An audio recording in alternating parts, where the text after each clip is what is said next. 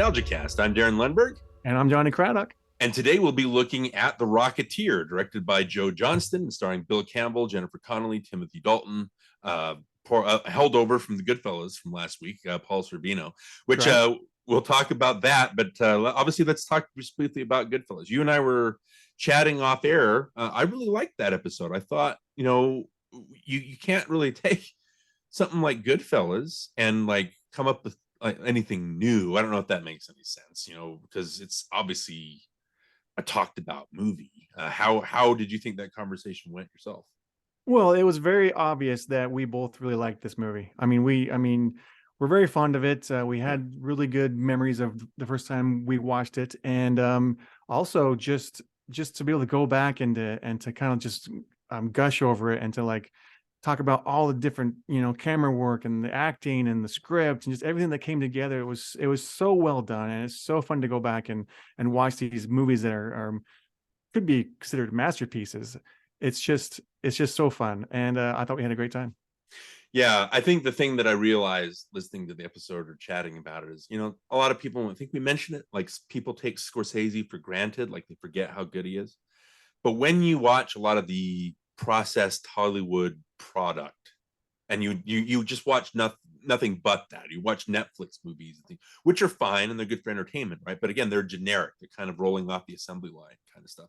When you watch a dozen or so of those shows and then you put on something like Goodfellas, it is literally like you've been slapped in the face. It's like, whoa, this is what a movie should really feel like. It's making me feel things not just in what people are saying, but in the visuals and the way the camera moves and all the themes. It was like, it's just so alive. I wish we, it's going to sound negative, I wish we weren't in a world where we were run by corporate product.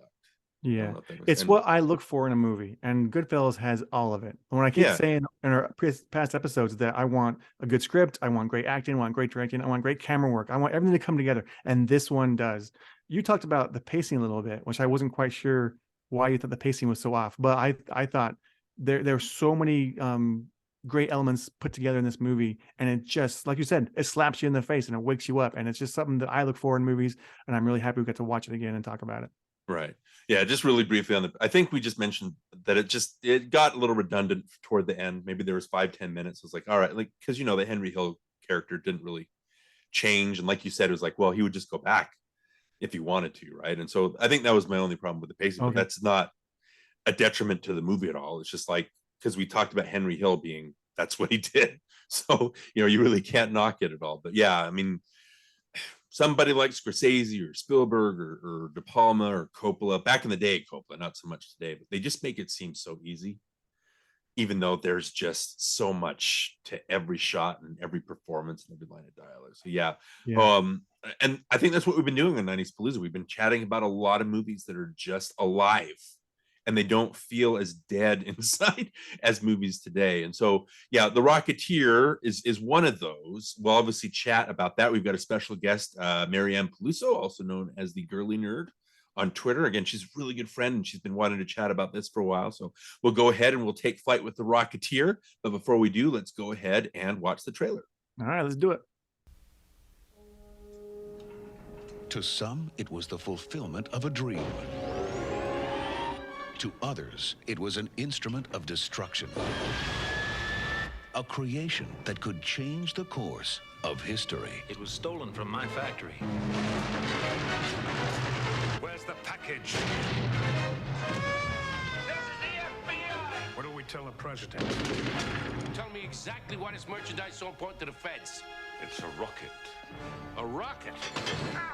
What? What's the matter? I don't know. Something under the seat. Oh, my. What are we doing here? What are you supposed to do? Is it a bomb or something? No. I wouldn't touch that if I were you.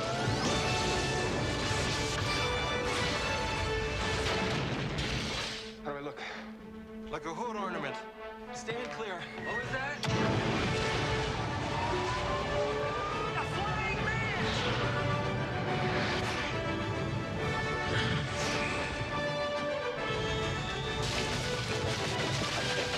Big gopher.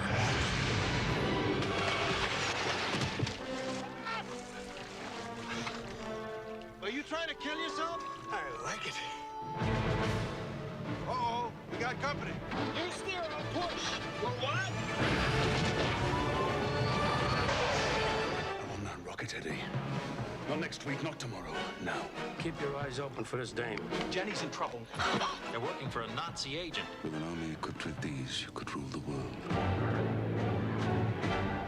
You touch one hair on her head, I swear I'll... Shoot him! We've got the girl. The rocket will come to us. I love her, Peeve. Does she know that? She's gonna find out. Let him have it! Hand over the rocket!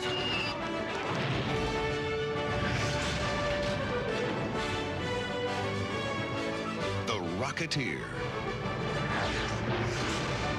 Go get him, kid. Okay, The Rocketeer, 1991, directed by Joe Johnston, starring William Campbell, Jennifer Connelly, Timothy Dalton, Alan Arkin, Paul Sorvino, Terry O'Quinn shows up. Anyway, John, I'm honored to welcome our next special guest to the podcast. She is a fellow film fanatic. She's a critic for Wealth of Geeks. She's a graphic designer, a Disneyland devotee, a holder of a master's degree in English and children's literature. She's a passer honor of positivity and an all-around girly nerd. Welcome to lovely and talented Marianne Paluso. How are you doing, Marianne? I'm doing wonderful. Thank you. It's so good to have you on. I was trying to remember, how did we start chatting on Twitter? Like everybody that I've become really good Twitter buddies with. How did we start chatting? How did we start? Yeah, I'm trying to remember. It was probably 2019, I would say. Wow. Okay. Or 2020. I don't remember if it was pre or post pandemic, but Right. I'm pretty sure you followed me first, or I don't know. Okay. It's all It kind was, of jumbled. it was through someone else. It was like a mutual movie person Okay. that I found your podcast Okay. and everything. Yeah. Okay. Well, whoever followed who was a wise decision that I made. What's impressive about you? We're chatting before we started recording. Again, you're a critic for Wealth of Geeks. If you wanted to tell us a little bit about yourself, like your love of movies, and then how you started working for Wealth of Geeks, how you got hired. Nerd Machine too, you wrote for them. I think you were doing recaps of Once Upon a Time, what is it, ABC Disney show. So just give us a little bit of a history of how you came to be how you became to be the girly nerd on Twitter. Well, first, you make me sound way more impressive than I am. I don't think so. I think I'm underplaying. But it was very sweet. Well, I always loved movies since I was little. So I'm lucky that I have parents that like introduced me to all kinds of movies, Disney movies, but like classic movies, classic television. So I've always loved that. And I've always loved writing, and I've always liked making lists. So as I got older, I'm like, well, how can I, utilize that as far as career? Because I was never someone who knew like exactly like what they wanted to do. It was always like a vague sort of thing. So that's why, I went to college and I studied English, and then I got my master's, to further my education, which I'm glad I did, because I made wonderful friends. I had the most amazing professors in the world. And we studied, film too. It wasn't just literature. So my thesis was about literature and film. So I used both in that. And I learned how to, analyze and dissect everything. But when I graduated, I still wasn't like completely sure what I wanted to do. So for a short time, I interned at a literary agency, and that really wasn't my thing. And then I started doing like tutoring, just, for money, basically. I'm okay at it, but it was just like a placeholder for what I really wanted to do. And I'm like, I love writing about, movies and TV and stuff. So I did some stuff for local newspapers. And I got the opportunity to do a few like interviews and stuff. I did like a Tangled press junket. So I got to interview the actors and one of the animators.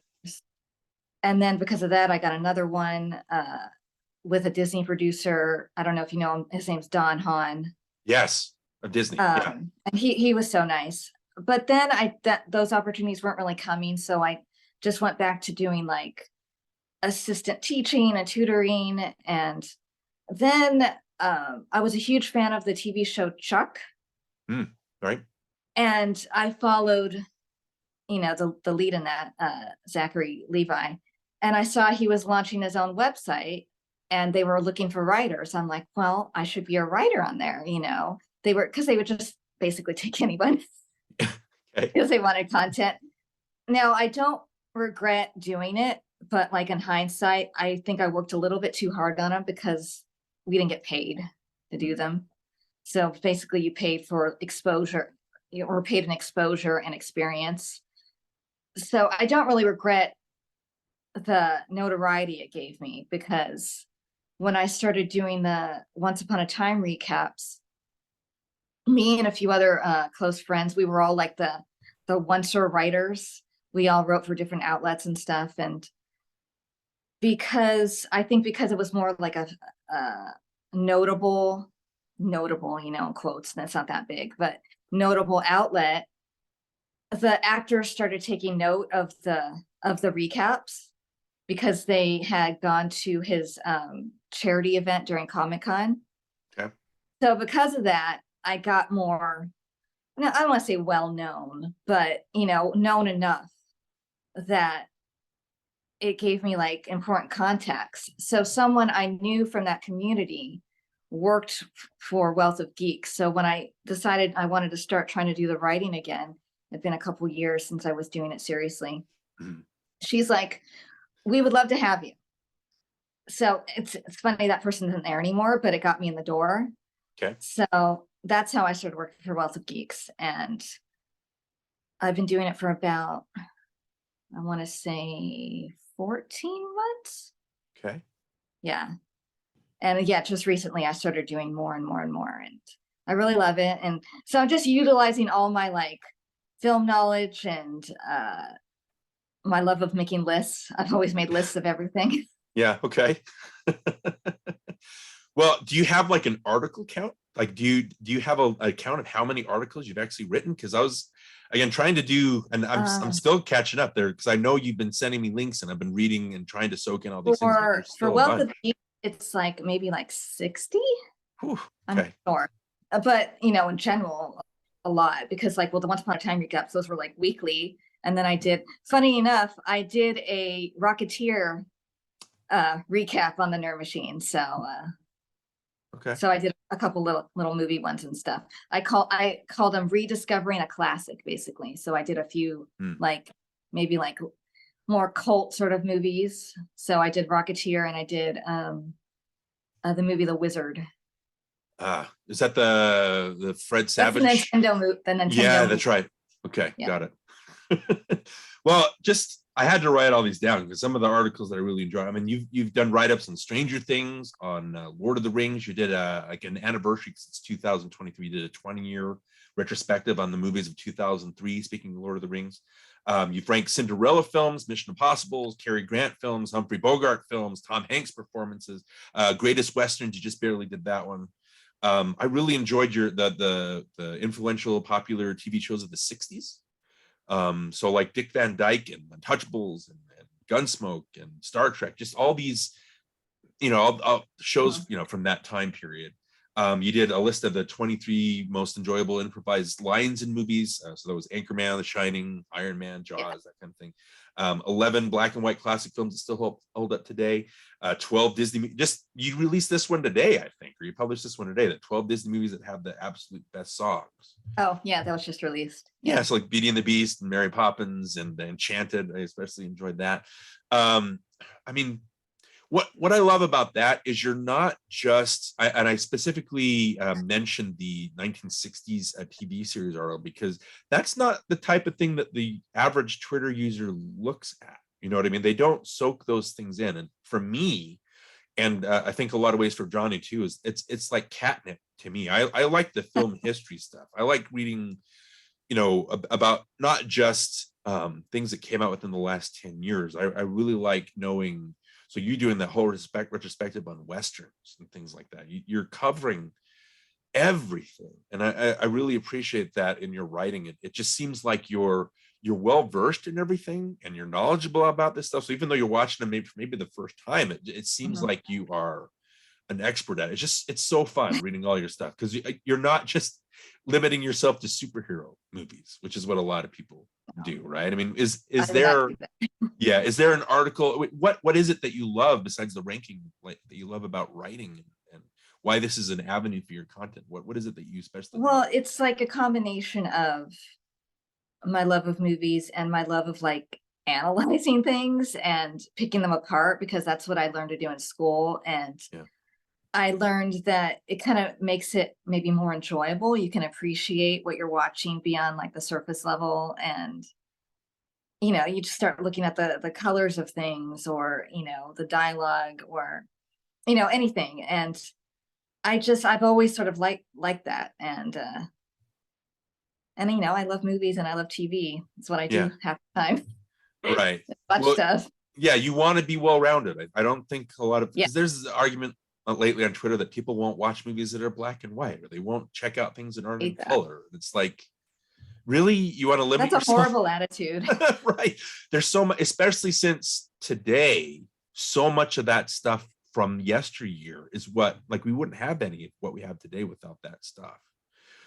So yeah, absolutely. Like, I love, and I'm happy to retweet those and kind of, you know, make sure that you're heard. I'm not sure how I'm helping, if any way, but it does. You know, I appreciate it so much, because sometimes, you know, you write things and then you don't get a lot of feedback, and then it's gone. So so I appreciate any and all support. It's so nice. Right. Johnny, was there? Yeah, absolutely. Was there anything you wanted to ask her, Johnny? Well, yes. Darren and I this season been focusing on 90s films. And so I wanted to ask you, like, you chose The Rocketeer. How did you come to that decision? And are there other movies that you might have chosen? So how'd you choose The Rocketeer? I chose The Rocketeer because I've loved it since it came out. It's one of the movies that I think I was 9, I think, when it came out. And it's one of the movies from that time period that I vividly remember going to see it in the movies and thinking, oh my gosh, I love this movie so much. And I've loved it ever since. I had it recorded, you know, when you used to have VHS, I had it recorded off of television. I would watch it all the time. And it was one of the first DVDs I ever bought. And then I upgraded it to Blu-ray. So it's just it's always been one of my absolute favorite movies. And I love that I love period stuff. So an old fashioned thing. So that's why I chose it. And there was a couple other movies. Let me see. I think, well, one you guys did, That Thing You Do. Yeah. Oh, okay. Another choice. I remember when you were giving us some choices, I think we'd already recorded That Thing You Do. And I was like, well, we can't do that one, obviously. I think maybe Secret Garden. But I can understand why you guys maybe wouldn't want to choose that one, because that's kind of more female movie. Yeah, but that's my favorite book ever, and I love the movie too. So the 93 version, right? Yes. Which I thought was actually a pretty sweet movie. I think that was one of the first. I had the DVD back when they first started, so I remember watching that and liking it. So yeah, obviously, like, talking 90s movies, that's where Johnny and I were cut our teeth. And so we've been having a fun time chatting about these movies that, you know, we're nostalgic for. Not just movies that we aren't familiar with anymore, but movies that we've always loved. It's just been fun talking about that. Rocketeer is one of those that I've been meaning to talk about. But what was your experience with The Rocketeer? And did you see it in the theater? I know you said you recorded on VHS, but was that your first experience watching it in the theater? No, we saw. My whole family went and saw it in the movie theater. Okay. And yeah, I'm like, oh, I love this movie so much. I was just talking to my mom earlier. I'm like, there's a handful of movies that I vividly remember the experience in the movie theater, and that was one of them. You know, when you're older, you can remember that. But like I said, I was only like 9 years old. So I like around the same time, the only other movies that I like vividly remember in like the early 90s would probably be like, as far as theater experiences, would be like Home Alone. And maybe like Jurassic Park or something, and like Disney cartoons. But the Rocketeer, I remember I used to subscribe to what was it called? Was it just called the Disney magazine? Sounds familiar. No. Yeah. It was like a little magazine, and there was a Rocketeer one that came out with an interview with Billy Campbell, and I remember reading that. I don't remember if it was before or after the movie came out, but I'm pretty sure I have it saved still, but I couldn't find it for the podcast, unfortunately. Oh, that's fine. Memories of what really exists. So, Johnny, what was your experience with the Rocketeer? Is this something that you saw in the theater and enjoyed, or what's your history with it? Yeah, no, I did not see it in the theater. I think I saw it at a friend's house, and I liked it. I had a fun time watching it for the first time. I didn't go back and revisit it often, so I don't really remember very much about it. I had to just, watch it again just for this podcast to refresh my memory of it. But it's still enjoyable. It still looks cool, and even though the special effects are kind of dated and it kind of looks like it belongs back in the 90s, it still was effective. It did a good job. I enjoyed it. There's a lot of things I did enjoy as far as the acting goes. We can talk about that later, I think. But I don't like it as much as Marianne, but I do like it. Okay. Well, for me, I know I did see it in the theater. I think this came out the week after Robin Hood, Prince of Thieves. So I was 14, because I remember riding my bike down to the theater, which was it was, John, you remember, it's the Carillon Square Theater. It was like maybe 5-10 miles away from where I live. So I remember seeing Robin Hood in theaters and riding back and forth. And I know since I spent summers in New York, that's where I saw this. I saw Terminator 2, I saw Rocketeer, I saw a few others, but I remember just liking it. It's an innocent movie. It doesn't, like, when you're a teenager, it doesn't hit you the same way that a Robin Hood, Prince of Thieves or a Terminator 2 might. And we'll talk about that and why it kind of wasn't the big hit that Disney was hoping for. But I liked it. It reminded me a lot of Dick Tracy. I was a big fan of Dick Tracy the previous year. But telling everybody how much I liked it, people were like, "What? You like Dick Tracy?" And it was the same thing with Rocketeer. So I'm not sure if that's just because it didn't have the edge that people were looking for, but it was just an innocent, fun time, and that's what you go to see movies for, right? So, and it's strange because even though it wasn't a huge hit, there's a resurgence, and people love this movie now, and it's like, well, where were you back in 91? It's like, why wasn't this a bigger hit? And I know Joe Johnston went on, and especially Captain America, the first Avenger, is like kind of a spiritual sequel to this in tone and in character and stuff like that. So maybe we'll talk about that as well. But so we each had like topics we wanted to tackle, and Marianne, we'll let ladies go first. What was, as far as the Rocketeer goes, what was the main thing that you wanted to chat about with this movie? Just how all the different various like elements contribute to its like old-fashioned feel. Okay. I feel like it sort of teeters the line between a movie that's, takes place in the 30s, a movie that takes place in the 30s but is decidedly made not in the 30s, and sort of feeling like it could have been made in the 30s. It's like, It doesn't completely feel that way, but there's parts of it that do feel that way. And I feel like with the casting and the production design, even like the score, the costumes, all those feel very old-fashioned. So like I read all these notes down. So like I feel like with all like the cast, they were thinking, okay, now let's go for a type for each character, So Cliff is sort of like Jimmy Stewart or like Joel McRae, with sort of this shucks sort of, charming golly gee sort of feel. And Jenny is like Jean Tierney. So she's like, beautiful and alluring, but she's also very sweet.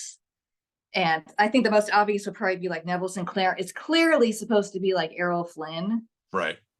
And then like, I said like Eddie Valentine's like Edward G. Robinson, the tough gangster guy, who's always sharply dressed. And even like the smaller characters, I said Peavy is sort of a little like Spencer Tracy, not exactly. That was the hardest one to like think of an old actor.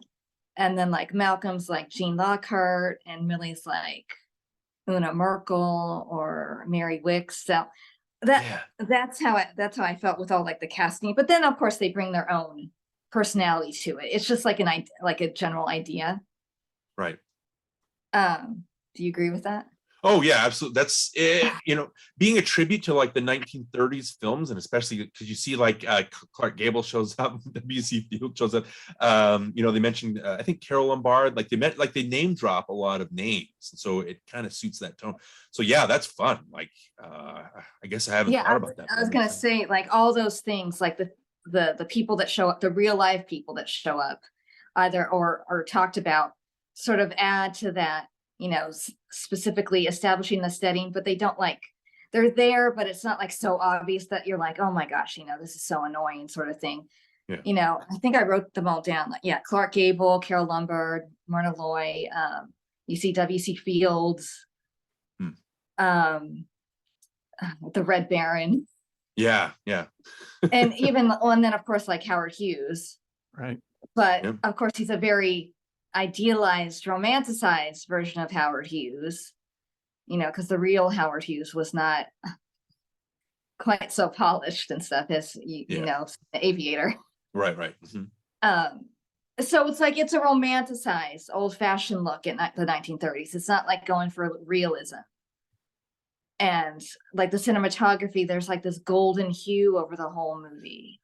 It sort of has this haze and prettiness to it that I know part of that's probably because it takes place in Hollywood, so they're kind of going for that glamorous sort of look. And then like as far as like the aesthetics, when I was watching it the other day, I never really noticed this.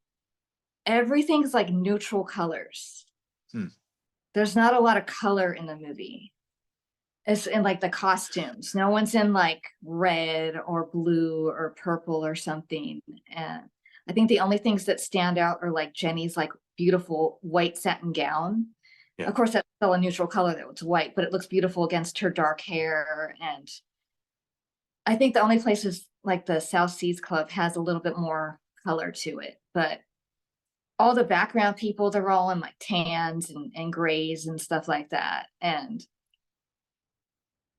I just thought that was funny that I never really thought about it, but that makes it look decidedly 1930s. Oh, everything's sort of like plain and not ugly, but because the movie's beautiful, but there's no like pop of color. So they're not going for like a Technicolor musical sort of thing. They're going for a more like adventure or comedy or something. So it's not like Dick Tracy at all, where Dick Tracy has colors that are popping constantly, or Batman, which is like very dark, and it's got the kind of what's word I'm looking for, like Metropolis kind of Fritz Lang-y, or like pop art sort of thing, or so it's very distinct. And when you're comparing to 1930s movies, I think it looks like a 1930s movie. It's got like kind of neutrally shot, and there's nothing too fancy about it, which again might be something that people push back on. But Johnny, what do you think about that? That old-fashioned look, is that something that's noticeable for you? Well, I really like it. I think they did a good job with the period piece stuff. I like all the different, the cars they use, the old trucks, the planes, the costumes, like you mentioned, everything. I thought it worked well. I thought it looked of the time, and so I bought it. I bought that it was 1930s, and I thought it looked great, even though it might have been a little bit, lacking color. It still looked good. Right. Well, I kind of wanted to go into the aesthetics of the Dave Stevens comic book, kind of to segue into that. But Marianne, was there anything else that you wanted to chat about, like the old-fashionedness of the movie? I don't want to cut you off. Just like there was just like little things that they had in there, far away from the main characters, like at the air show, all the reporters, every single reporter had the exact same car. They're all lined up and they have the same car. And like in the hospital, you have the cop and the nurse sitting there listening to the radio show. It's just little things that help sell the time period and feel like, I don't want to use the word cute, but yeah. But it's not like edgy, they're not going for a gritty 1930s. It's like a idealized, even though it's taking place during, severe time period, with the threat of Nazis. Okay. So I noticed all these little like little gesture things he does. I just find really charming. Like he sticks his gum on the wall and he's biting his nails. He's playing with the plant when he doesn't want to leave the table. Yeah, I was laughing at that. Yeah. And he's really clumsy because he's so tall. He's clumsy when he's trying to escape the gangsters at the South Seas Club, and there's nothing smooth at all about what he's doing. Yeah. So he's not like some slick guy, which I guess is a good contrast to like Neville Sinclair. He's the more, boy next door sort of, like I said, golly gee, sort of sweet guy. Yeah. But not a pushover. So I do have like a story about him, but I don't know if you want me to tell that now or wait till the end. Let's see. That would be, I think since we're talking about him already, and I think maybe, because thinking about the history of the Rocket, I kind of maybe want to tie that in with the history of the movie and how it did, so we can push that back a little bit. So let's talk about the performances actually before we dive into that. So yeah, absolutely. What was your Billy Campbell story? I was excited when you mentioned it. When I was in college, I took a history of theater class, and one of the assignments was that you had to go see a live production. So it just was sheer luck that playing at one of the theaters at the Old Globe in San Diego was Much Ado About Nothing. And it was with Billy Campbell and Dana Delaney. So when I saw that, I'm like, well, I have to go because I love the Rocketeer and I love him. Yeah. And I went with my brother, and we're waiting to go inside, before you go to your seats. And we're standing there, and Billy Campbell's like really, really tall, and me and my brother are short. So I saw this tall person walk by, but I'm not really paying attention. And all of a sudden he nudges me and he's like, look, and I look up and I'm like, oh, he's standing right there. So he had arrived like really late and was basically talking to the stage manager and stuff. So I'm just sort of standing there staring at him, and he looks like massively tall compared to me. I'm like 5'4". He must be like a foot taller or something like that. Huh. And then where our seats were, luckily enough, so it was Much Ado About Nothing, but they had it take place during like the 30s. So his character like arrives on an airplane and he like parachutes down. You see like this toy plane overhead in this little parachute, and all of a sudden next to us on the stairs, he comes tumbling down like right next to us on the stairs. So I was just lucky that I got to see that part of it. And he was just, so amazing in the part. It made me appreciate him as an actor even more because I'd only seen him. Who did he play in that? Was it Claudio? Who did he play? It's Benedict is his. Benedict. Okay. Yeah. And yeah, him and Dana Delaney, they were so good, really, really funny, charming. And so after I saw that, I rewatched the movie, and it sort of made me appreciate his performance even more after seeing him in person. Just seeing his little gestures, and Shakespeare's so difficult. Yeah. And they were really terrific in it. And so that's just like one of my favorite theater experiences ever. So that's it. Oh, well, it's fun. It's kind of sad that he he's got the matinee idol looks, right? He's got and he's got the personality. And so it's kind of sad. You're talking about gestures and all that stuff that feeds it. I'll mention that. But Johnny, what did you think of Bill Campbell in this movie? How do you like him? Well, I thought he was good. I don't really know him in much else. what else has he done? He's done some TV series. I know. Okay. He's in the, what's that called? 4400? Yeah. Okay. Yep. The one about aliens, I think. Right. I only watched a little bit of it, and then I got bored with it. Yeah. Oh, Bram Stoker's Dracula. He was one of the suitors. Like he's the cowboy dude. He's one that spoilers for Dracula. If you haven't seen, but he's the one that gets stabbed at the end. Like he's the only suitor that like dies. I haven't seen that. Oh, you haven't seen Dracula? That'll be a fun. That'll be a fun experience. But yeah, he hasn't really like looking at a bunch of his stuff. Like there's nothing. He's in a Frasier episode, and he's really funny. Frasier episode. Yeah, he's Star Trek Next Generation. He showed up on. Once and Again was a popular one. I mentioned that because I kind of feel like he should have had a bigger career. He was good enough that he could have gone somewhere. I mean, he, like you said, he has the look. I even said to my wife, he's good looking, right? That guy's good looking. She's like, yeah.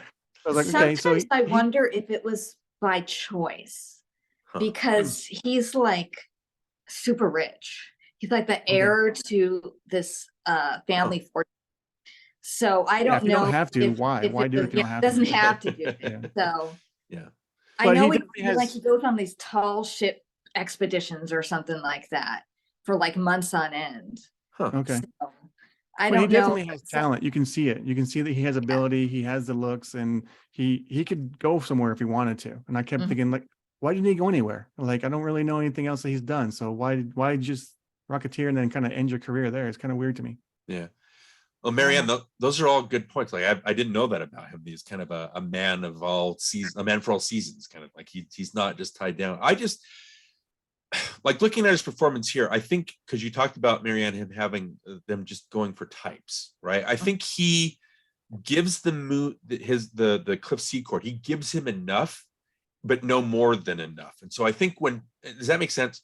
So when people watch it, because he's playing the part perfectly. This is what everything that he does is what it's called for Cliff Secord. But I think when critics look at it, they're like, oh, he's not really doing any acting, which is weird because he's suited perfectly for what it's supposed to be. He's not going above and beyond.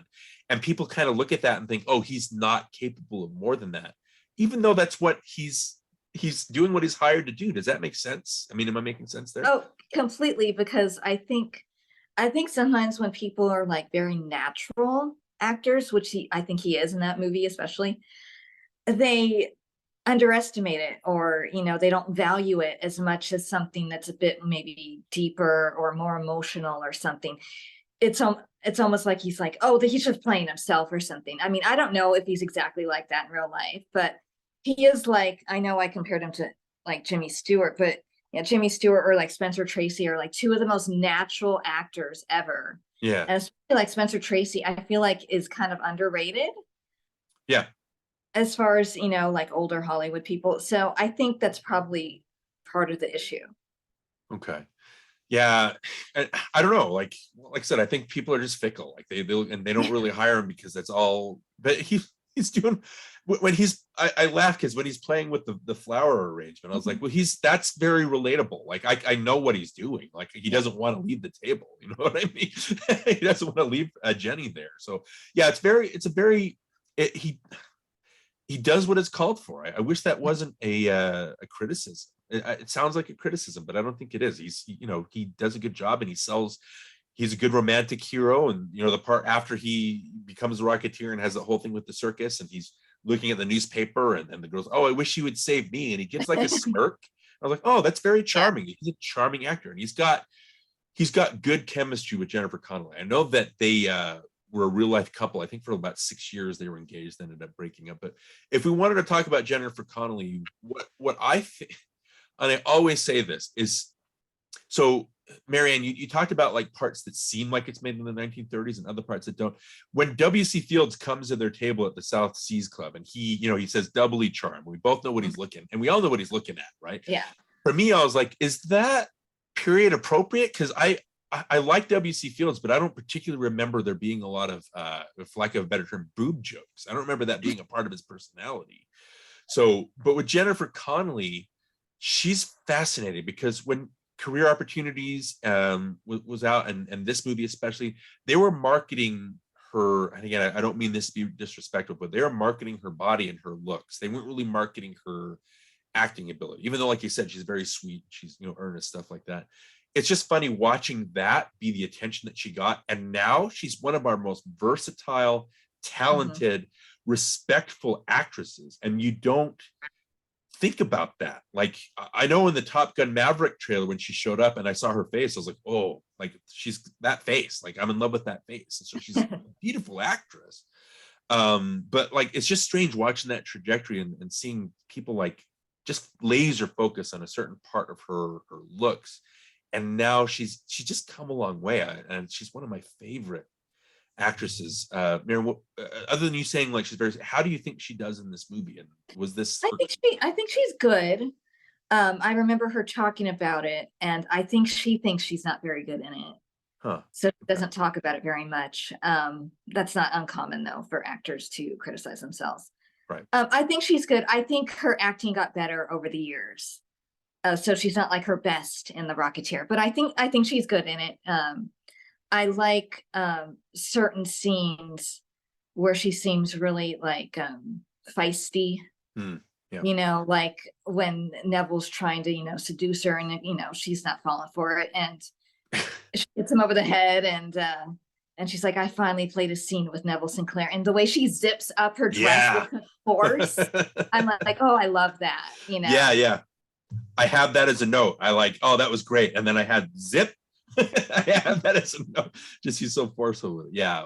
Johnny, what about you? What do you think about Connelly? Well, I thought she was good, but I thought she wasn't in it very much. I remember thinking, like, where is she? Why is she not in this very much? Like, there's a whole stretch of time where she doesn't show up.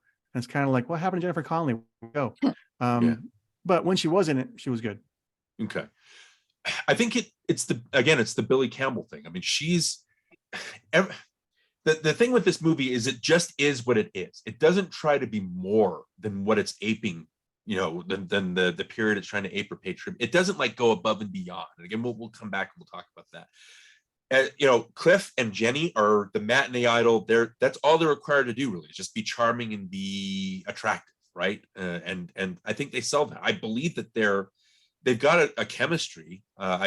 There's a part where he pulls her aside in the South Seas. I'm the Rocketeer, and she's like, "Are you the Rocket who?" And she's like, "Well, why should I listen to you?" And he goes, "Because if anything happened to you, I would go out of my mind. I swear I would." And she like is taken aback by that. She's like, "Oh," and she gives a look, and you can tell that she's in love with this guy. And so they do have that spark. And I wrote like she's very progressive in that she doesn't listen. Like he tells her to leave, and she doesn't. She goes back, but she's protecting her man, right? She's feisty, like you said, Marianne. She's not just the damsel in distress, even though, because comic books at their core are male empowerment fantasies. That's what they are. So you're going to have the damsels in distress. That's what teenage boys are reading comic books for. They want to imagine themselves that they're able to save the girl and have that. See, I'm not someone who it's like I'm a feminist, obviously, but I don't get like offended if a woman like needs to be rescued or something, like in Spider-Man, Mary Jane needs to be rescued constantly because it's just realistic. That's real life. Not everyone is super tough and can beat up somebody. That's great when they can, but women come in all shapes and sizes and abilities, and it doesn't make them weak. So that's why I do like Jenny, because it's like, yeah, she needs to be rescued, but she also just doesn't stand there. She kicks the guy when they're in the Zeppelin and, tries to take charge, and she hits the guy over the head in the South Seas Club. So it's like, so I feel like she's realistic in that way, that she's not some like She-Ra or something like that, Yeah. When I watch superhero movies, I don't know. I'm a go with the flow kind of person when I watch movies. So, yeah. Okay. Yeah, that's good. I mean, she plays the damsel in distress, but whenever she gets a chance, like she'll fight. Like she's like with the flare gun or whatever. She'll take chances. She doesn't just sit there. Especially if you're comparing it to Robin Hood. I just remember when you're introduced to Maid Marian, she's dressed up like you think she's a man, and she's fighting Robin, and she's very gruff and tough. And then the next scene, she's in a dress, and it's like, whoa, I get what you're trying to do, but it's like, why there's such a split between like her first scene, like and fighting with Robin, and then at the end, she flat out doesn't do anything. She just sits there and screams and shouts Robin's name. She doesn't really contribute to that fight with the sheriff of Nottingham. It's just a strange. You're trying to be progressive in Robin Hood, but then you're also regressive. And I do like how Jenny's in this. She fights. She's a fighter. Like when she gets a chance, she's not like constantly doing that. She'll like you. She'll go with the flow kind of thing, and I appreciate that. So. Okay, so we've got Billy Campbell, we've got Jennifer Connelly. We just want to mention Alan Arkin just really quick. He's playing the Alan Arkin role, and I think he's got chemistry with Bill Campbell. I wrote down like they're from the very first frames, they're giving off. I thought they were giving off Marty McFly and Doc Brown vibes. Like they have that push pull, and they're with each other, and they're trying things together, and they've got that You know, the push pull, like I said, they've got that relationship. Is there anything that you guys want to talk about? Again, Alan, like I said, it's the Alan Arkin part. Like, he's very charming. Marianne, did you have any thoughts on him? Does he Well, go? yeah, he's one of my favorite parts of the movie. He's so funny, and I wrote down some of his dialogue, but I don't want to step on anyone's toes, so I won't mention those yet. No, you can do that. Go Yeah, ahead. Yeah, go for it. Oh, he says, you'd be halfway to Kansas now, you chowderhead. Oh, okay. I did have that one. And we don't have a house, we have a gazebo. Yeah. It just makes me laugh. Yeah. The hood ornament line is great. Yeah. All good. Johnny, what do you think about him? Alan Arkin? Well, I love Alan Arkin. I think he's great in everything he does. I just recently finished watching that Netflix series. It was the Komsky method or something like that, or the Chomsky method. I forgot what it's called, but the Kaminsky method. Kaminsky, yeah, that's right. That's what it's called. He was great in that too. But I love Alan Arkin. Little Miss Sunshine, Grosse Point Blank. You can't go wrong with him. And you're right, he plays himself pretty much, but he's just so entertaining to watch, and he just is so good. So can't go wrong with Alan Arkin. Yeah, like Billy Campbell has good chemistry with him. He's got good chemistry with Jennifer Connelly. I know we want to get to the big, the most impressive actor here, but just really briefly, I did want to mention, I like Paul Sorvino in here. Marianne, I was telling Johnny before we recorded, like the notes I have is like, oh, there's Paul Sorvino ported in from Goodfellas, like he's playing his Goodfellas part. Or John Polito, I wrote down, oh, he's playing his part as Bigelow. He's playing his part from Miller's Crossing, right?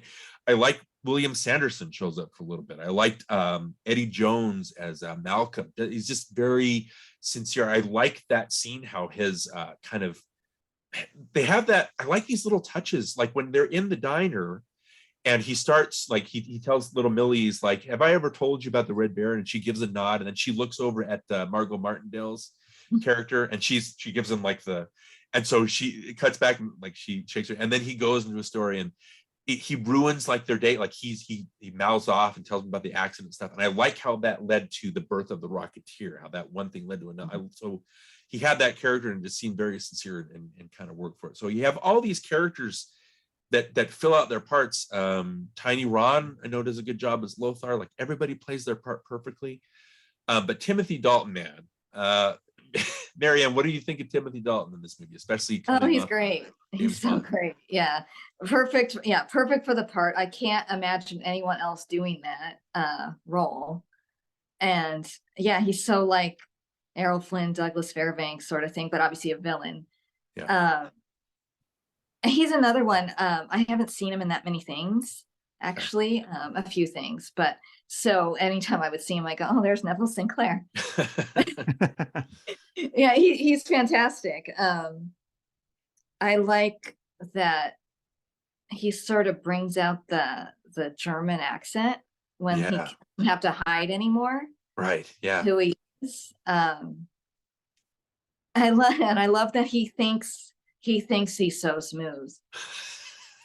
I like when he's checking himself out in the mirror when she goes to try on something in the bathroom. He's like checking his teeth and giving himself a look, like I'm hot stuff sort of thing. Yeah. Yeah, Johnny, I know that we're big fans of Timothy Dalton on this. What do you like? Well, like we were talking before we started recording, it looks like Timothy Dalton is having the most fun out of everybody else. Like he's having a blast. You can tell he's loving this character. He's loving what he's doing, and he's just full board on, into it. And I think he's great. Very realistic as far as, playing the actor, playing the double agent Nazi bad guy, whatever. But if Timothy Dalton wasn't already James Bond, then he would have made a great Bond villain. Like I could see him in a Bond movie playing the villain. So it was like kind of fun to watch him knowing it was James Bond, but he could have been a villain too. Anyway, I think he was great. Love his double chin. I love his double chin too. A little dent, right? So like he is having so much fun. The note I have here, I like how he seems to sink his teeth into the dialogue more and more and more as the movie goes. Marianne, to the point where you're talking about him with the German accent kind of coming out. He's just really savoring this. I don't know if it has to do with because James Bond, he kind of got the short shrift because after Roger Moore, it's weird coming in and playing the gruff, serious novel accurate James Bond as opposed to Roger Moore, which is goofy and silly, and everybody kind of fell in love with him. So I think he kind of got the short shrift. And so I don't know, I felt like he was like channeling all the anger that he wasn't able to, or the fun that he wasn't able to play with Bond into this role. And like you said, Marianne, I love when he's seducing Jenny and he name drops Greta Garbo and Carol Lombard, but she sees right through it, right? Yeah. I like when he's like, oh, it's okay. It's like, it's like, you're so fake, man. But he thinks, like you said, he's having so much fun. Like every time, every line of dialogue that he has and every gesture, it's just great. Yeah, Charles Higham wrote a biography, Errol Flynn, The Untold Story, where he surmised that Flynn was a Nazi sympathizer and a Nazi spy. But he had no evidence. Like there's no physical evidence. I know that the FBI looked into Errol Flynn because he tried to join the OSS or something like that, but they couldn't find anything out of the ordinary other than him like being a womanizer. And it's just funny that this Higham book like just made these giant leaps in logic and say, oh, this guy was a Nazi. It's like, what? That's a big thing to accuse somebody of. And so it's just, I like that they play into that and it makes it part of his lore. But he's got, Billy Campbell, I think Cliff Secord is the same from beginning to end, kind of like he becomes the hero, right? But he doesn't, there's not a lot of super shades to him. I just like that Timothy Dalton seems to play that he's different at the end than he is at the beginning, even though he's still, I don't know, I really like that. But was there any other performance we wanted to single out or anything else we wanted to talk about with performance-wise? I would like to say something about Paul Sorvino. Okay, yeah. Yeah, he is like what you expect, obviously, like the Goodfellas thing. I was noticing his wardrobe is just gorgeous. Those suits he has on. Being an Italian myself, of course, I'm going to appreciate the Italian actor. He has one of my favorite parts in the entire movie, and it's so fast, but it's so funny. It's at the Griffith Observatory when all of a sudden all the Nazis come out and then the FBI comes out. So there's an FBI agent and Paul Sorvino just give each other this look just for a second. And then they start shooting again. And it just cracks me up every time I watch it. And I was reading like trivia about the movie. And there was this whole backstory about his character that was cut out of the movie about the fact that he had lied about his age in order to enlist in the army during World War I. So he was very, very patriotic. And that's why I love that line that he says, I may not make an honest buck, but I'm 100% American. So I really like that. I like that moment. I like him in the movie. Just think it's great. Well, I have a Paul Sorvino story. I used to work in film, and I worked on a set that he worked on. I think it's called The Wild Stallion. I don't know if you've seen it or not. It's an older movie. Anyway, I was the transportation co-captain or whatever, and so I got to like set up the base camps and drive the actors to and from set and all that kind of stuff for like a month. And so I worked with Paul Sorvino and Fred Ward, and also Connie Selica was in it too, I think. But the one time I was driving Paul Sorvino to the set and we got lost. I was like, I took him the wrong set. So we had to like spend like a half hour trying to get back to where I needed to take him to get him to set. So we were late that day, but it was fun. It's fun getting to know him. It was kind of fun to sit around and talk to him as you're driving, and he would tell stories about movies he'd been in and stuff. And I'd talk about Goodfellas with him. It was cool. That's neat. Awesome. Well, I have the note. We talked about Alan Arkin. I think maybe the best line in the movie from Alan Arkin was the hood ornament line. But the note I have, like, Sorvino gets a couple of, again, I like the byplay between Sorvino. They got an antagonistic relationship, Sorvino and Dalton. Like, they don't really like each other, even though they're means to an end for each other. So I like that relationship. It was a nice touch to add to the movie. But I think maybe he's got my favorite line in the whole movie. Like Marianne, you said, I like that line. I may not make an honest buck, but I'm 100%. And it's corny, but I remember watching it in the theater in New York, and some people cheered. It was like, oh, that's cool. Like so these guys have morals. If you're looking at the mobsters, I think in real life, like, they were not fans of fascism either, the gangsters of the time.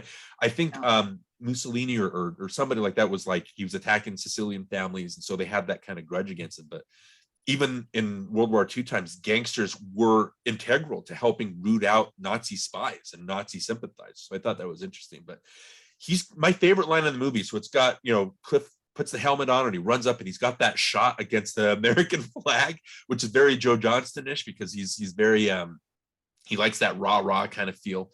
But I like when he everybody's, what I liked about that Griffith Park Observatory climax is like everybody's kind of, I like how like you said, Marianne, the mafia teams up with the feds and they have that one shot and you've got everything to fight the Nazis. Everybody hates Nazis. But when the Rocketeer and everyone's look, and the FBI is and look, he's gonna go get him or whatever. And it's a very cheery moment. And when he takes off, Servino has a line, he's like, "Go get him, kid." I was like, that line gives me chills every time. Like, that's so cool. Like they're all, even though they're at each other's throats, they're enemies, obviously, but they're still teamed up against the common enemy. And I really like that. So yeah, let's as far as performances go and everything, I just think this movie is very solid. It accomplishes what it needs to accomplish, right? It's trying to be a tribute to those 1930s serials, those 1930s movies. That's why you have the name dropping of all the actors of the time.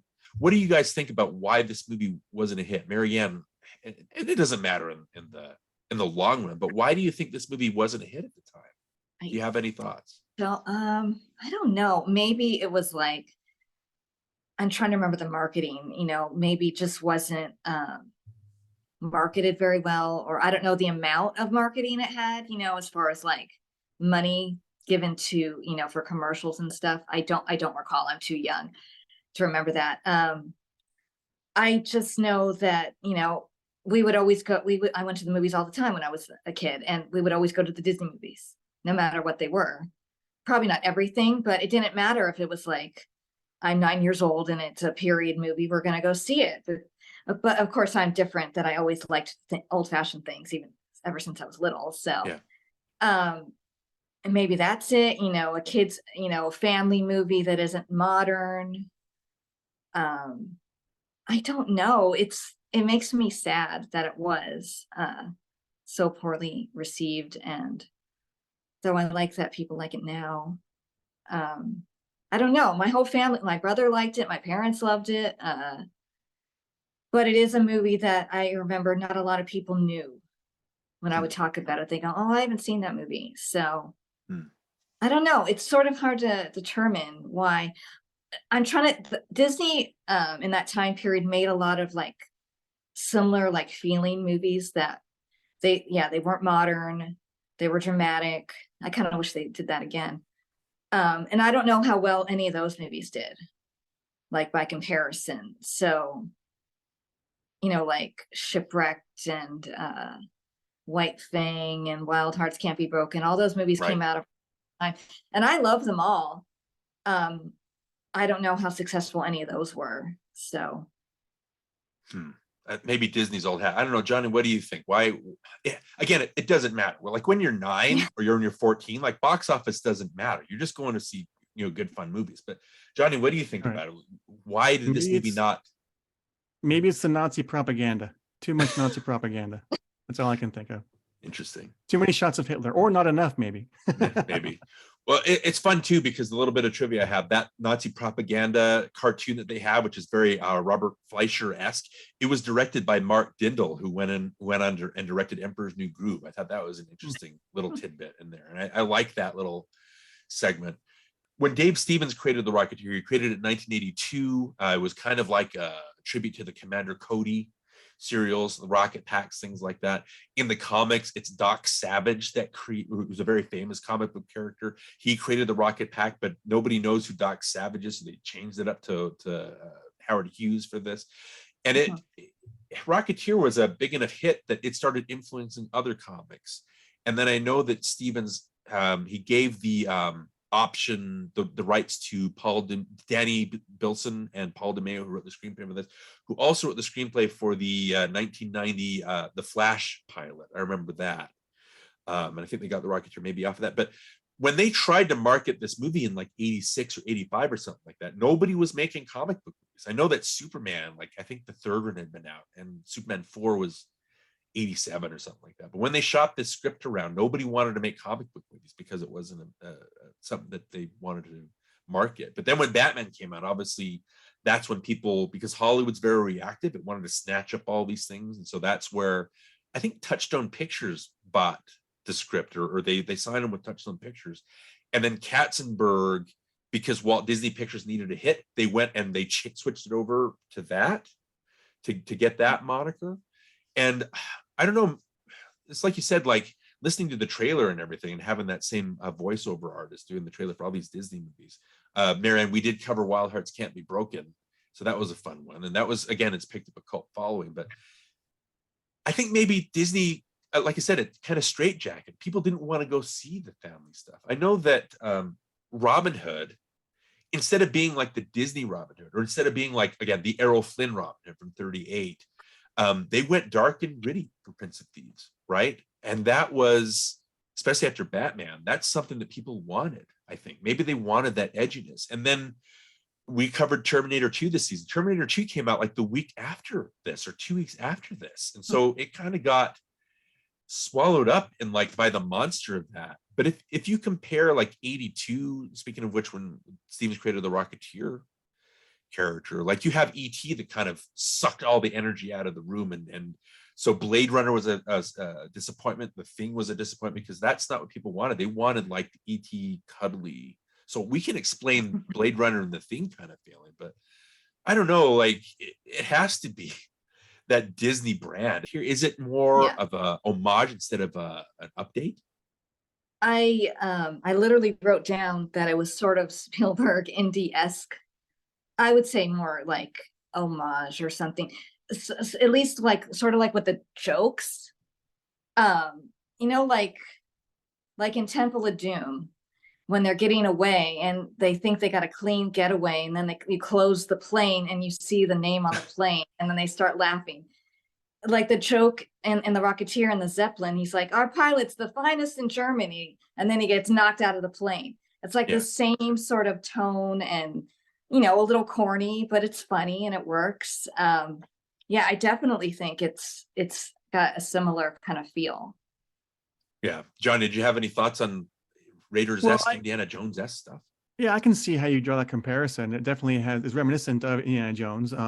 I do agree. I think the tone's different in Indiana Jones. I think Rocketeer would play out the fight. They would have the sword fight. They would go through with it. But I can see why you would see the similarities there.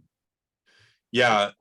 Before we started recording, I looked up the Siskel and Ebert review of the Rocketeer, and even though Ebert was positive on it, I think he gave it a thumbs up. At the end he said, like, it does all the things right, I just wish that it had a little more of an edge. And then Siskel gives his opinion. He's like, well, that was the point. I think they purposely were trying to avoid an edge. I think they were trying to be harmless, like good harmless fun. And Siskel liked it a lot more than Ebert did. He just said everything is of a piece, everything works here. They're trying for a certain tone, and it achieves the tone perfectly. If anything, it does feel like one of the serials. I just think that maybe people didn't want something that was an homage. They wanted something like a Robin Hood that was a little more edgy, that fit the tone of the time that it was released. And I think what's happening is the Rocketeer's coming back around. Speaking of which, just a little bit of an aside, I love when movies do this. I love when Jenny and Cliff go to see the Neville Sinclair movie, and they're watching, again, the Nazi kind of newsreel. And Jenny leans over to Cliff and says, you and Peavy will fly circles around that Zeppelin, right? And then later when Cliff is on the Zeppelin and Lothar knocks him off, he literally flies a circle around the Zeppelin. I love stuff like that. I love when movies do that. But, you know, I don't know. It just in comparison to the superhero movies today, it's fun seeing you watch the Rocketeer compared to a lot of the MCU stuff. And a lot of the MCU is like, yeah, it kids a lot of that stuff. And it's very joking. It's very aware of what it is. But this movie is just very earnest and it's very sincere. It's just, it feels different. It feels like, again, you read a lot of the reviews and people say that this movie is personalityless, but then when you watch it today compared to a lot of the generic superhero stuff, it's got a ton of personality. Like, it's aping those 30 serials. And that's the main reason that I think, especially the first 2/3 of Captain America, the First Avenger, works so well. Again, Johnston directing that, is it's very sincere and it's got a tone and it's aping again the Indiana Jones or the 1930s serials. And so I like that it's coming back around and people are more appreciative of it. But was Marianne, did you have anything else you wanted to talk about? Was there any? I'm looking over my notes here too. We could talk about all the stuff we really like. There's a lot of stuff to like, right? Let's see. And John, you can think too if there's anything else you wanted to. Well, there are some things I want to They're mention if you have time. Yeah, go for it. Yeah, just other little things like the Neville's house is an actual Frank Lloyd Wright house. All the landmarks, help sell the period. I wish like a Disney park, it would never happen because the movie's not popular enough, but I wish like a Disney park would have a South Seas Club restaurant or a Bulldog Cafe restaurant. I know Hollywood Studios in Florida used to have the Bulldog Cafe set on like the studio tour, but they don't have that anymore. I don't know what happened to that. Kind of a shame. My parents remember seeing it when they used to when they went on the tram tour. Let me see, hold on one second. Maybe that's it. Huh. Well, you mentioned the Chowderhead stuff. Johnny, you wanted to say stuff about the language that's used in the movie too. Well, that's just something I noticed as I was watching it. I liked the dialogue in the script. I liked a lot of the period of the time language they would use, like, nickel nurser and Chowderhead. You mentioned that, and like her eyes are painted on, and then like, phony baloney, all that stuff. I wanted more of it. I was having so much fun listening to that kind of like language. Like, well, they did it, but didn't do it enough for me. So I was like, keep doing it. Give me more of that. I want more of that stuff. But I really enjoyed it though. One thing I will say too, I like how they explained how Hollywood land became Hollywood. So that was fun. And then of course the the foreshadowing of the gum on the rocket pack. I will say this, I noticed that when he first puts it on, it's on the top of the rocket pack. And then when he pulls it off to cover the hole, it's on the side of the rocket pack. And then he takes it over to cover the hole. So it's like a little bit of continuity error there, but it's okay. Yeah. Well, I've got a little bit of a gripe with the gum because a while ago, like everybody's aware of what Chekhov's gun is, right? Like, and then Chekhov plays, like, if you see a gun on a wall in Act 1, by Act 2, someone is going to have to use that gun, right? And a few years ago, like, I was thinking about the Rocketeer, and I was like, oh, this is funny, and I tweeted like Chekhov's gum because it has the gum as a plot point, right? And then nobody really liked that tweet. I was like, oh, like that's a genius move on my part. And then I didn't like watching Alan Arkin shove his hands into his mouth to pull it out though. That was really gross. That was terrible. Right, that's funny. A couple other notes here. I like between Batman and Dick Tracy. It's funny that these comic book movies had like a Jones for breaking glass ceilings. I thought that was fun. Like in Batman, obviously he comes down, and then Dick Tracy, this part was he trapped and he gets launched through a ceiling. And the Rocketeer, he does the same thing, kind of shoots through the stained glass. Johnny, you mentioned the special effects looking like it was made in 1990. What I liked about the special effects, if you're going for the tone of a 1930s movie, I think the special effects look corny and fake enough that it fits the tone of what they're going for. I remember I was watching Tremors of all things on Netflix or something like that. And my son was with me, Tanner was with me, who we've had on the show before. And we were watching the stuff with the graboids, and he wasn't trying to be smart, but I think he was trying to say something to make me appreciate him a little bit more, kind of to bond with me. And he's like, Dad, those special effects look kind of corny, don't they? And I was like, yeah, but in Tremors, they're trying to ape those 1950s monster movies that had the corny effects. And so having corny effects in Tremors is perfect. It wouldn't work if it was CGI perfection. You know what I mean? In Tremors, I think that the special effects in that work toward the tone they're going for. And it's the same thing here. It's like, I don't want there to be Terminator 2 level special effects because it wouldn't suit that tone. Like you wouldn't expect those kind of effects to be in a 1930s movie. You know what I mean? So for me, it all comes down to the movie just being perfect for what it is. And I think maybe that's, again, going back, I think that's why people just didn't like it and didn't drive with it, and why they're coming around now, because it doesn't feel generic compared to a lot of the generic stuff now. Marianne, I want to give you the final word on the Rocketeer, but Johnny, was there any, like, as far as the movie goes, like, how do you feel about the movie? Look, overall, it's good. I was one of the ones that didn't really latch on to it. I didn't like it that much. It didn't really just, I don't know what it was. It didn't appeal to me. But I have respect for it now. I'll probably watch it again because my son didn't get to finish the whole thing. So I'll probably watch it again with him. And I think after having this conversation, I can go back and watch those things we talked about. So I do respect what they did. I think they made a pretty good movie. But I don't think I'll, revisit it too much. I mean, maybe once more. Yeah. Well, you've got the James Horner score. I think like the theme, I wrote down, is this like the second or third best superhero movie theme that they've ever had? I mean, Superman's obviously going to be the number one. And I think Danny Elfman's Batman is up there too. But I think Rocketeer is in the top 5 as far as scores go. I mean, is that something you agree with, Marianne? Music-wise? Oh, this is one of my favorite scores ever. I think it's so gorgeous. And I had written that down. And the opening theme, the score like perfectly matches what you're seeing on screen, that it's all soft and gentle. And then the second he gets in the air, it like takes off, just like the plane does. And it's one of my favorite scores ever. And it's funny that certain things, even though the movie isn't that popular, certain things from the Rocketeer live on. I remember hearing that score in movie trailers. They played in California Adventure in the Soaring ride. I hear it in the queue. I hear it like lots of places, which I appreciate. It's a beautiful score. It's probably my favorite James Horner score, besides Titanic. It's beautiful. And I like,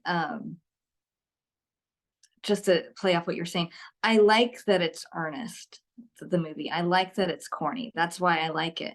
I don't mind things with edge, but not everything has to be that way. I like things that are sweet. I try to be a sweet person. Like Kate Winslet says in The Holiday, I like corny. I'm looking for corny in my life. So that's sort of me a lot of the time. And especially probably because maybe I was young. So that's why I would gravitate towards something like that. And even though it's period, but like I said, I always loved period things. One of my favorite shows and miniseries ever was from the late 80s, and I watched it on the Disney Channel, was the Anna Green Gables miniseries. I just loved that so much. And then they did a show which nobody remembers. No one knows it. It's called Avenue. My wife loves it. Oh, okay. So okay, I like your wife then, because nobody remembers that show. It's a Canadian show, so maybe if you're in Canada, you might remember it. But it was so good. So I think watching those like established my love for like old-fashioned period things, because I still love them. And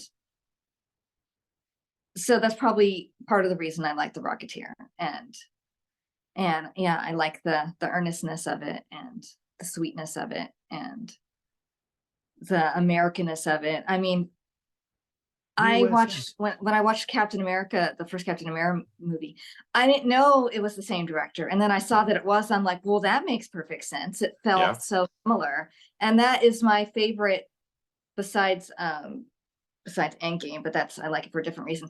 But if I'm just talking about overall, my favorite MCU movie is the first Captain America movie. Another thing no one agrees with me with, but probably because it's not modern. That'd be my guess. I mean, no one ever says, oh, that's my favorite. I'm like, well, okay, I'm alone in that opinion, but that's okay. Well, sorry to chime in here, but as far as the Captain America movies go, the first one's my favorite of the Captain Americas. I know that everybody likes that second one, but like I said, I just love the earnestness and the sincerity of that, and Chris, everything except for maybe the last third. I think the last third is a little bit weaker, but everything up to that point is so perfectly realized. And like, again, I think that's what got Joe Johnston the job, is people watch the Rocketeers like, we want that tone. And I'm a big fan of those MCU movies at the beginning, because they were all about character, because you were setting up these people that we didn't know about. And Captain America is so sincere, the first Avenger, that it wins you over. And I love all those first movies because they're not running in place like a lot of the later ones are, right? And so I look for that personality in these franchise movies. It's a shame that this didn't become more of a franchise, but in a way, I'm glad that didn't kind of dilute it.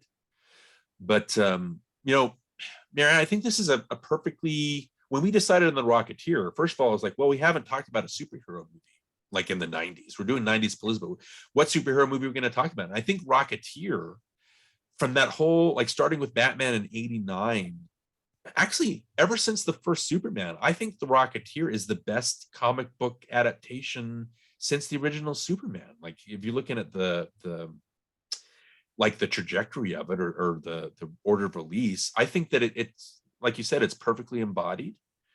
It fits that they accomplish what it needs to accomplish. And you talking about like the sweetness of it, Mary, this is going to sound strange, but it ties in with your personality. It ties in with your writings. Like you're trying to be positive. You're trying to shine the spotlight on older movies and older ideals. And you know, I think that attention needs to be brought to that stuff. And you love to do rankings, which is tough for me. I can't do rankings. I would just grapple with it like forever, but I love that you're able to, yeah, you just churn out these articles, and they're all, even though I'm just in awe of the way that you write, because you've got so many that keep coming out. And I'm like, how does she do this? Like, I'm lucky to spout off 2 to 3 tweets in a day, and she's writing articles, like it seems like once every day, but the quality of every article is the same.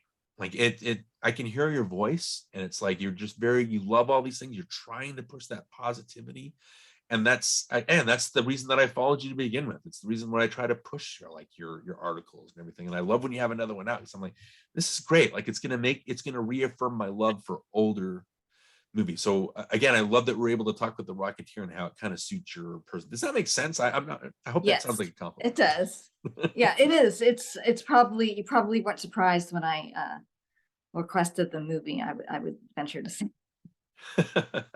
Yeah, I'm just glad that we're able to talk about it. So Marianne, like if people can, and this has been great. Like I'm so grateful to be able to have you on. I know that when you originally reached out, I can't remember, was it me that I think it was me that reached out to you and said we'd love to have you on at some point, but I don't know when, because when we plotted out this 90s Palooza, and Johnny knows this, like we originally planned it being like 22 episodes, like a regular season, but we're just having so much fun that we just kept going. And I was like, you know what? I've got room for the Rocketeer. I've got room for Marianne. Let's go ahead and let's talk to her. And so I'm glad that we're able to finally do this. But Johnny, unless you had any questions for her regarding her writing or anything. Well, where can we find you? Yeah. Okay, so you can follow me on Twitter. So I retweet all my articles on Twitter at the Girly Nerd, and there's underscores in between each word. And I wrote for Wells of Geeks, but Wells of Geeks acquired all these other outlets. So I now have things on a place called Boss Level Gamer and Seasonal Cravings. I was doing some food ones, but I like the movie ones the best. But most of them are on Wells of Geeks. I do have my own website, but thegirlynerd.com, but I haven't written anything on it in like a year because I haven't had time. Yeah. Again, I love that you're so well-rounded, and you're not just trying to expand other people's horizons. You're expanding your own horizons, and you're watching new things, and there's always stuff new to find. It's just been awesome watching you build your name and watching you build your content. And it's going to sound so strange. I'm so proud of you and all the stuff you're able to do. And I love that I'm able to read your articles. Don't make me cry.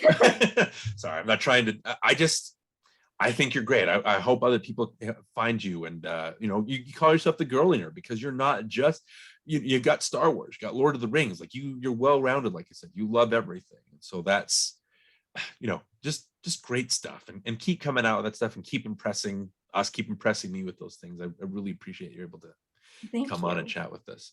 So you're so nice. Thank you. Oh yeah, well, like I said, if I see content that I like, I want other people to like it too. And so I definitely want to bring attention to that. So yeah, again, we appreciate you coming on, Marianne, and we'll love to have you on at another time. We can even do like, yeah, I'd love to. Yeah, we can do older movies as well. I like that you're not kind of tied down to that stuff. Anything you want. Well, we'll chat with you again soon. And then again, everybody go out and read stuff from the Girly Nerd.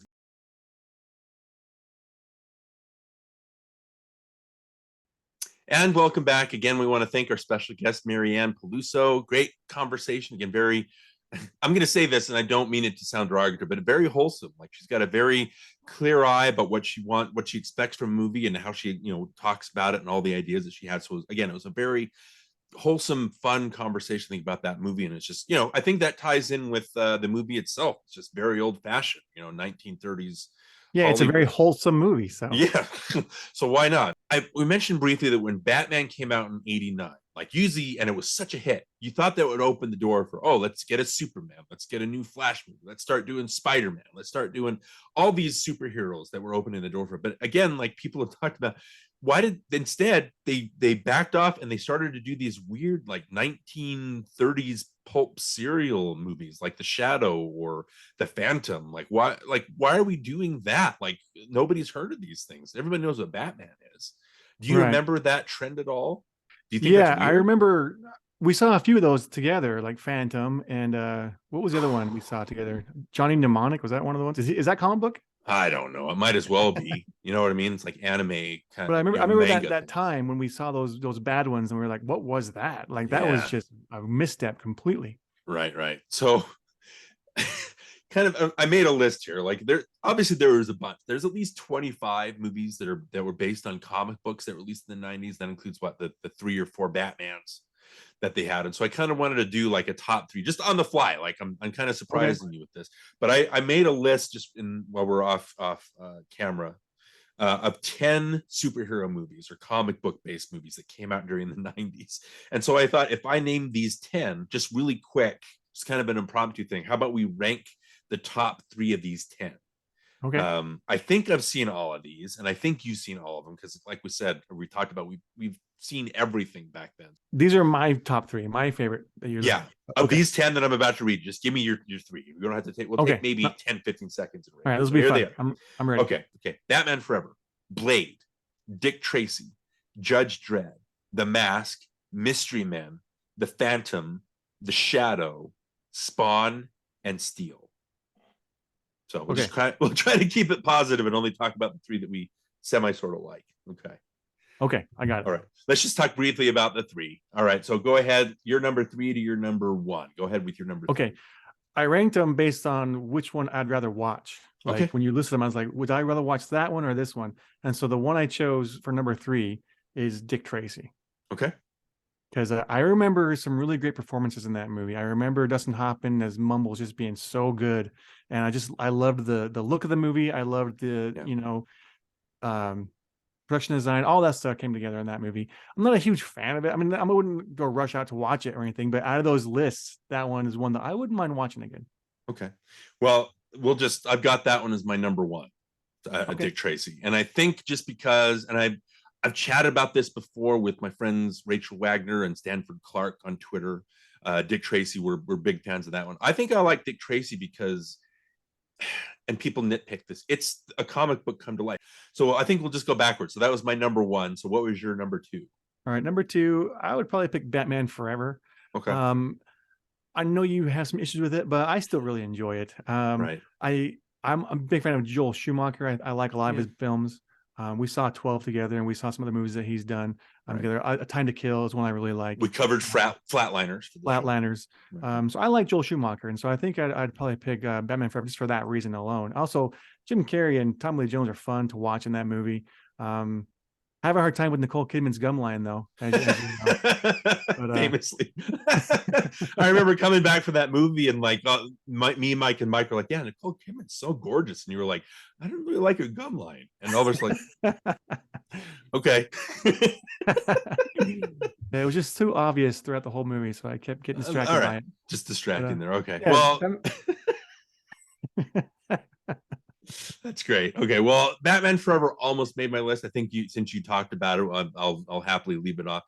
And I know that we've talked about it before. Like how many times I saw it, maybe 5 times in a theater. Like I went crazy for Batman Forever, right? And I think it's just, I think the thing with that is like the murderous, dark, kind of monosyllabic Michael Keaton Batman was just not it wasn't the Batman that I knew from my childhood. It wasn't the Batman that I was in love with. And so I think Batman Forever, I just kind of lashed out because that was the first of these Burton Schumacher movies where he was like a hero for the first time, and it felt like, oh, I get it. Like this is more the Batman that I'm more in line with, instead of him just being, killing everybody, being so dark. And so, but I just think that it's very, what's the word? Shallow. It's a shallow movie. And so that's kind of why watching it again and again, a lot of the shallowness kind of comes to the forefront instead of the stuff that I really liked, even though there's still a lot of good stuff in there. Yeah. So that really was fun. So my number 2, I've got The Mask with Jim Carrey. I guess that kind of ties in. And that was what, the year before Batman Forever, and it was the year of Ace Ventura. And I just remember Ace Ventura is like nonstop mugging for the camera, right? And there are moments in The Mask where you can see the dramatic actor in Jim Carrey come out. The way he plays Stanley Ipkiss. And he can do, when he's the Mask, he gets to do his Looney Tunes, Tex Avery type cartoon faces. But as Stanley Ipkiss, you really feel for him. Like he's down on his luck and he's unappreciated. And so there are moments where that humanness comes out. And I think that's what really stands out for me with The Mask. I think it's not great. You know what I mean? It's not like it's a Chuck Russell movie, so it's fine from that standpoint. But it's I guess it's solid. It's not as problematic or as lame as a lot of the other ones. That makes sense. What do you think of The Mask? Yeah. Well, we recently watched it with our kids, and so it's fun to show them, Jim Carrey. They're big Jim Carrey fans, and so it was fun to show them like how crazy he can really be. Right. But no, we enjoy it. It's a fun movie. I also learned recently that they wanted Anna Nicole Smith to play the Cameron bombshell. Diaz part.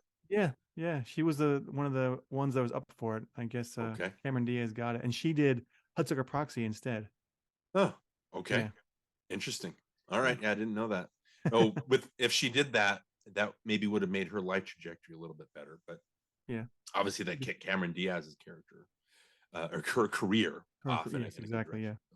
All right, so I've got Dick Tracy my number 1. Number 2's The Mask. What was your number 1? Well, number 1, mainly because it just makes me laugh whenever I do watch it, and I just really enjoy this movie. And you said it, and I went, "That's number 1." I knew right away. Mystery Men. Okay. Like I love watching this movie. It's just so silly and goofy, and it's so funny. It always makes me laugh.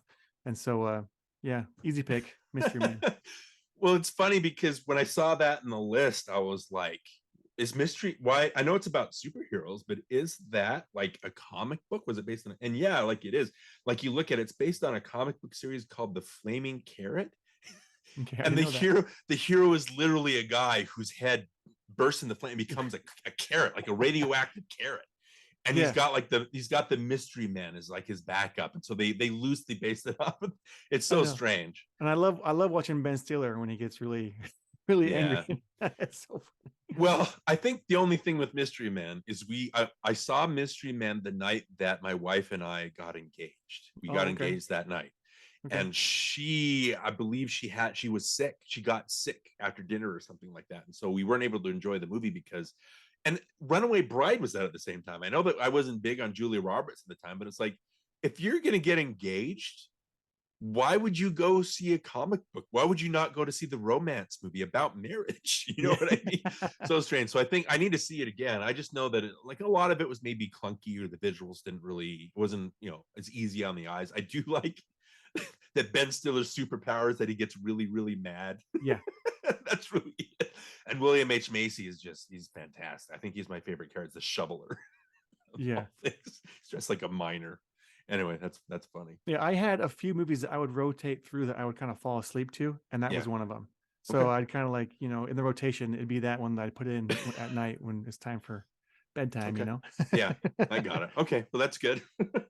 All right, yeah, no problem there. It does have some funny stuff in it. So my number 3, and it's kind of, again, it's begrudging, and it edged out Batman Forever. I just think that at least in the beginning of this movie, the beginning is so strong. And this movie, even though the X-Men in 2000 gets credit for really kicking off the superhero craze, before that, Blade in 1998, the Stephen Norrington, I think that's the one that kind of gave some seriousness after Batman and Robin came out. And kind of had again, it was a rated R superhero movie. It was like about vampires. It was gory.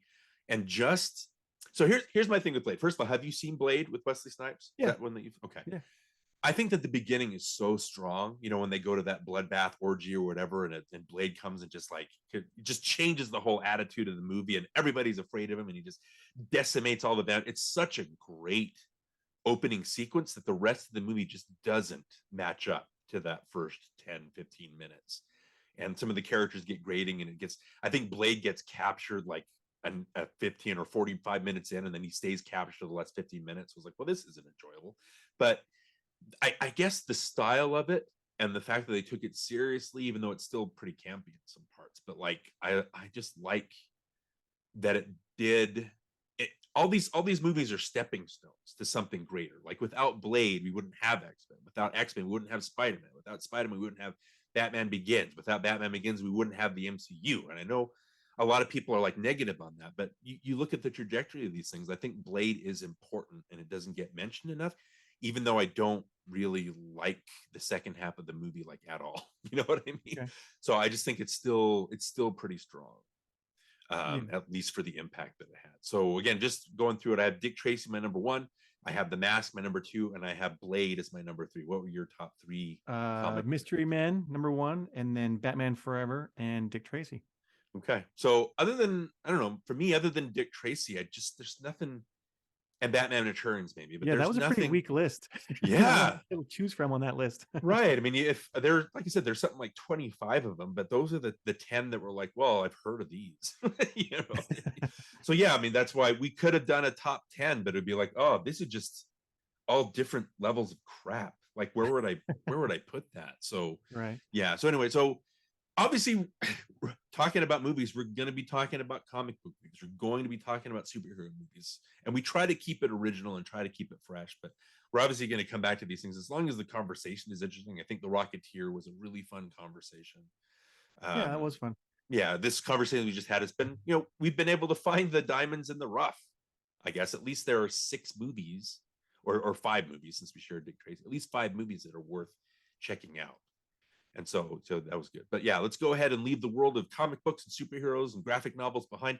What movie did we want to talk about next? Well, we are nearing the end of our 90s Palooza. It's almost time for a break. And so I got to make sure I get this one in there, because I was between this one and Life is Beautiful. And I kept going back and forth. Which one do I want to do? So I went with Shakespeare in Love. Oh, so, okay. Yeah, I didn't want to do a Shakespeare movie, but I wanted to do something about Shakespeare. And so Shakespeare in Love was something I went back and watched in the theater several times. It won Best Picture, and I think Gwyneth Paltrow won Best Actress, if I'm not mistaken. Yeah, we'll look at that. I mean, it's a great film, so it has to be on our list. So that's why I chose it. Okay, 1998, right? I know that there was some controversy with the, again, Oscars, but even though I don't think the movie is as strong as what I think should have won maybe that year, Shakespeare in Love was just a fun movie to sit through. It really is. It's really rich. Yeah, so that'll be a fun conversation. Okay, so let's go ahead and let's get our Bard on for next time. But until then, I want that rocket. Go get him, kid. All right, there we go. All right. We'll see you guys.